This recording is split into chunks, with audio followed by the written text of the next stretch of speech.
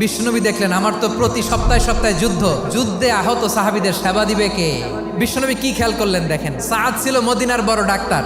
এই নারী সাহাবী রুফাইদা বাবার কাছ থেকে চিকিৎসা বিদ্যা শিখেছেন। বিশ্বনবী রুফাইদাকে বললেন, রুফাইদা তুমি মসজিদে নববীর পাশে একটা মেডিকেল ক্যাম্প করো। বিশ্বনবীর ডিরেকশন অনুযায়ী তিনি মসজিদে নববীর পাশে একটা মেডিকেল ক্যাম্প করলেন এবং আহত সাহাবাদের চিকিৎসা উনি ওনার টিম নিয়ে দিতেন। বিশ্বনবীর পরামর্শে উনি আনসারি এবং মুহাজির মহিলা সাহাবীদেরকে নিয়ে একটা স্পেশাল মেডিকেল টিম গঠন করলেন। খায়বার যুদ্ধে 7ম হিজরিতে যখন বিশ্বনবী যায়, উনি ওনার টিম নিয়ে আসলেন, বললেন, ইয়া রাসূলুল্লাহ আমরা তো তলোয়ার চালাতে পারি না, আমরা তো তীর মারতে পারি না, আপনি যদি অনুমতি দেন খায়বার অভিযানে আমি আমার টিম নিয়ে মেডিকেল টিমের সেবাটা সার্ভিসটা দিতে চাই। পড়েন সুবহানাল্লাহ।